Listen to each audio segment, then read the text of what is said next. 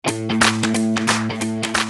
video ito, alamin natin kung paano maka-join ang ating mga anak sa kanilang classes sa Google Classroom, kung saan doon nila makikita ang lahat ng schoolworks, school lessons, assignments, quizzes, grades at mga announcement ng kanilang mga teacher. Paano nga ba maka-join sa mga classes sa Google Classroom? Unang-una, kailangan natin ng Gmail account o email mula sa Google. Halimbawa, ginawa ko ng Gmail account ng aking grade 5 student, eliah@gmail.com. Kung wala pang Gmail account ang anak nyo, you need to create one para maka-join sa mga klase. Ang Eliah's Classroom ay mayroong sariling tutorial video sa pag-create ng Gmail account.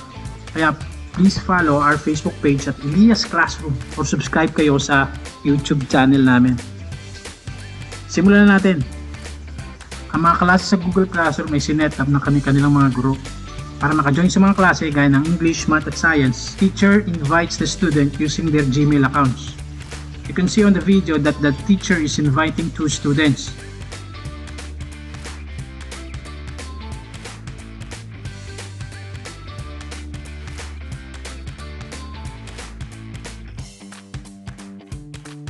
Katapos, the students will be notified through their respective emails.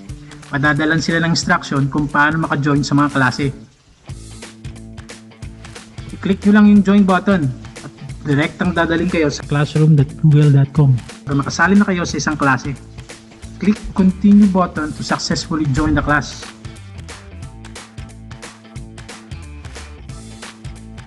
Ayan, this student already joined the mathematics class. The teacher can also see sa Google Classroom na naka-join na si Eliah.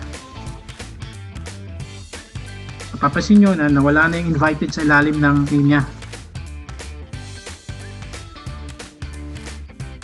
Pwede ka ding maka-join sa mga classes gamit ang class codes.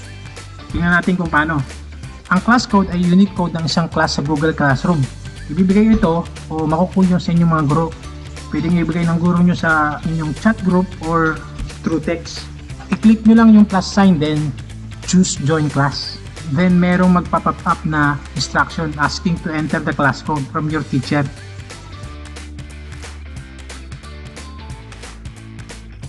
Enter it and you will automatically join the class.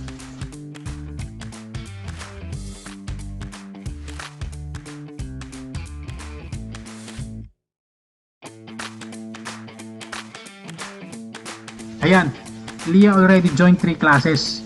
I hope you already know how to join a class sa Google Classroom. Hanggang sa muli. Don't forget to follow and subscribe to Eliah's Classroom sa mga susunod na mga learning at tutorial videos.